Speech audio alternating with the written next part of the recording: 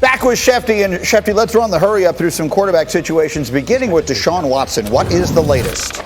Listen, Greeny, the NFL is investigating all these suits that have been filed against him, and I think teams are investigating the situation to see what they can make of it. And meanwhile, we wait to hear from the Texans to decide what they're going to do with Deshaun Watson and whether they will keep him moving forward. I think there's a sense around the league that perhaps if they move on from him, the price could be discounted at this point for everything going on. But clearly, this is an unresolved situation in so many different ways. As for the 49ers, who traded up to number 3, Mac Jones absolutely is square in the conversation to become the number 3 overall pick. And we've heard the talk about Zach Wilson at quarterback. Now we're hearing Mac Jones at quarterback.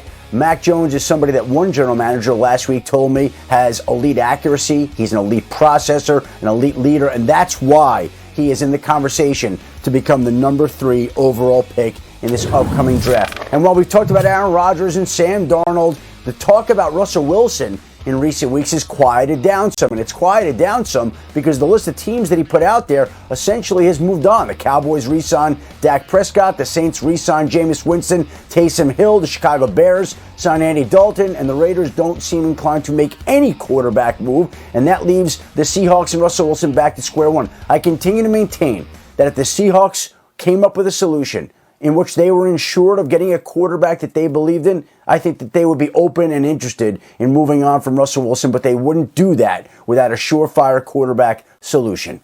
Yeah, and I guess I would ask you just as a follow-up, do we believe the Bears, with their acquisition of Andy Dalton, does that constitute moving on from this conversation for them, at least for this offseason? What I would say is this: they couldn't make it happen before. What have they gained in assets that could make it happen now? The Bears are sitting there, I think, with the 20th overall selection. Mm-hmm. They don't have the pick to get up there. They don't have a quarterback to get up there. They didn't have the ammunition before. I don't know what's changed now, as much as the Bears, I think, still would be open to acquiring somebody like Russell Wilson. So, Dominique Foxworth, let me bring you in on this. In any direction you want to take it, we had the Bears coming out and doubling down on their acquisition of Andy Dalton over the weekend. We have the Russell Wilson stuff hovering out there. He spent the weekend watching his sister win the national championship. What do you think of all this?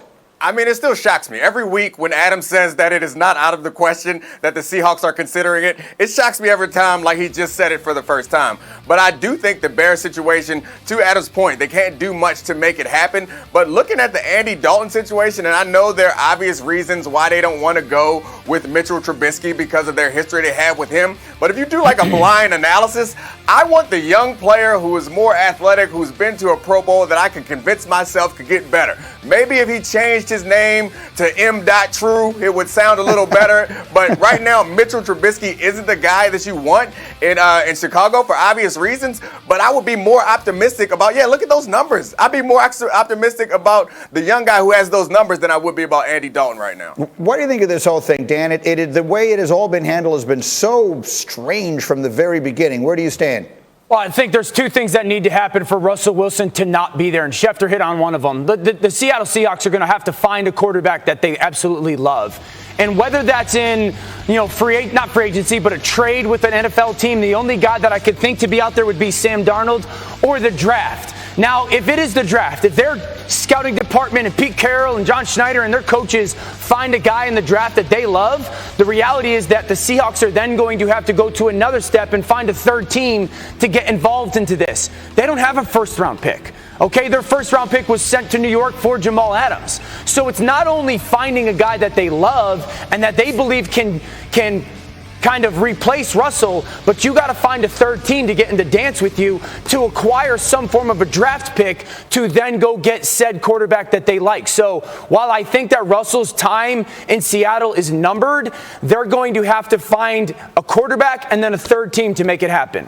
It's worth reminding everyone that Russell Wilson, who has been a superstar for a long time now, was a third-round pick himself. And there are other quarterbacks in this coming draft besides the 5 we always talk about, like Davis Mills and Kellen Mond and Kyle Trask. We'll see if they decide to go in one of those directions. I agree, it doesn't seem likely. Guys, stand by. We have much more football to go. But to the game of the night, and it was another thriller. The Women's National Championship on the line, Arizona-Stanford. Pick it up fourth quarter because this was a barn burner. Under 4 minutes to go. Arizona down 4. How good was Aari McDonald in this tournament? Knocking down a 3. She had 22. It's a 1-point game.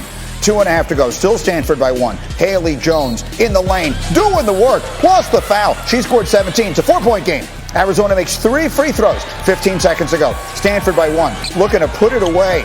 Kiana Williams. Wait a minute. This is not what we drew up. Stanford turns it over. Timeout, Arizona. 6 seconds left. Here comes the championship play.